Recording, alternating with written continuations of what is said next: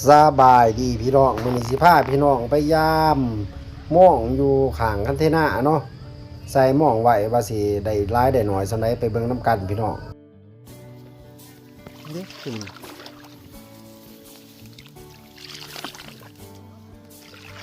พี่ขาวที่มีแต่ป่า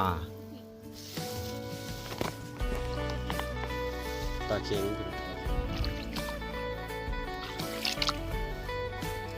นี่คือความอุดมสมบูรณ์พี่น้องใส่หม้อน้ำแยกนะ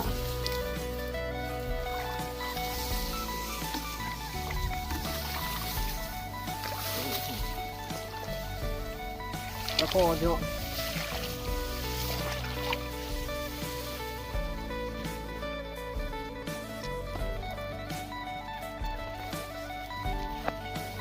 เมาเว้ย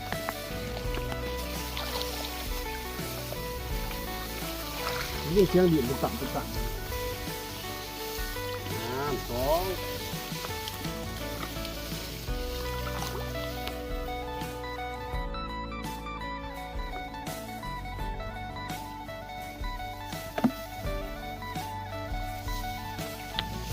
กมันจะเป็นเสียงขโมย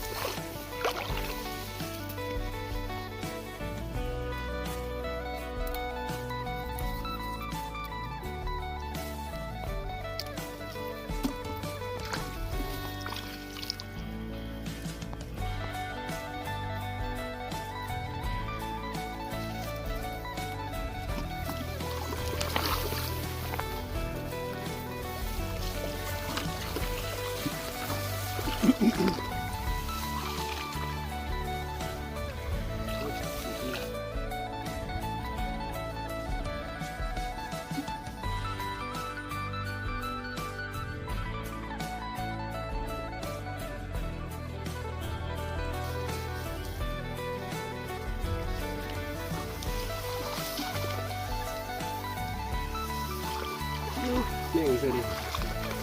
ที่ดิบดิบ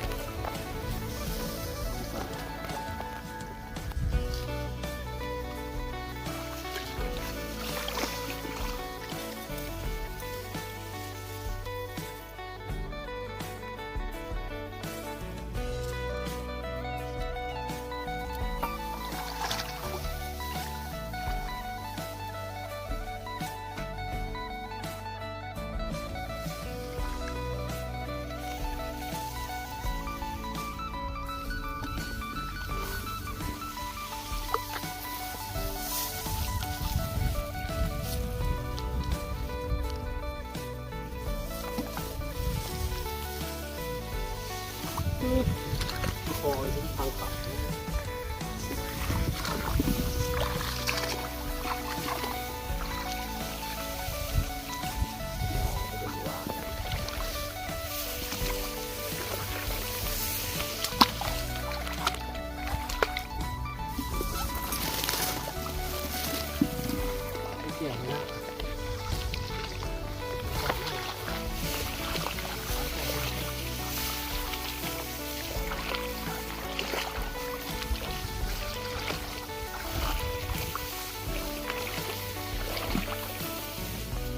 ตัวร้ายไม่จับสิโอ้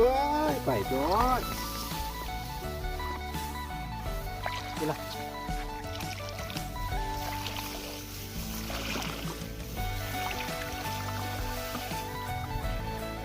ตายจอด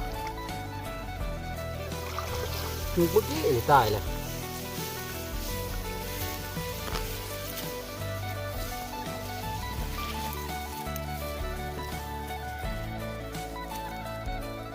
มันพระ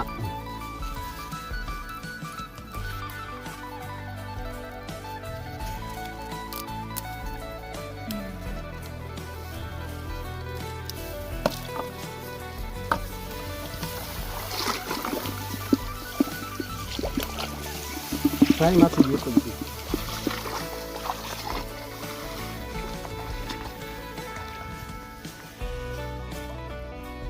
เ เวลาถือปั๊บก็ตายปั๊บ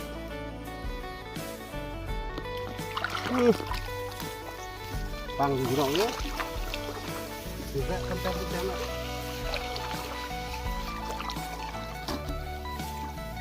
นี่คือความอุดมสมบูรณ์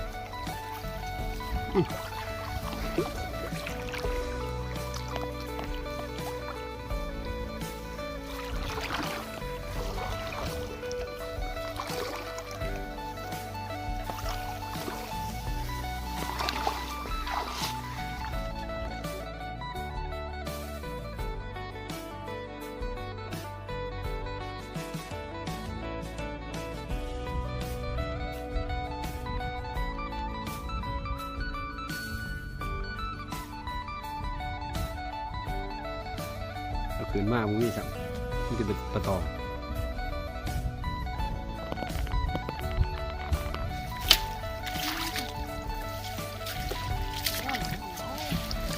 ขาด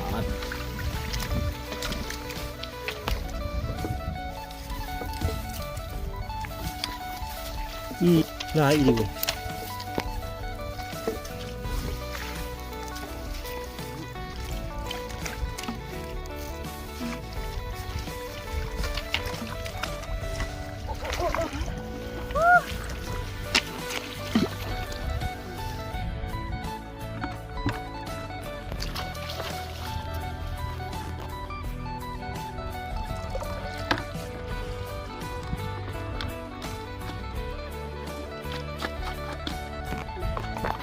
บาทหนึ่งวะสะ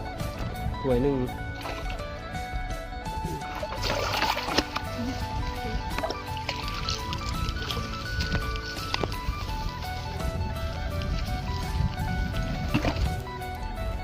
ต่ออีกพี่น้องเริ่มแกต่อหลากต่ออีกบาทหนึ่ง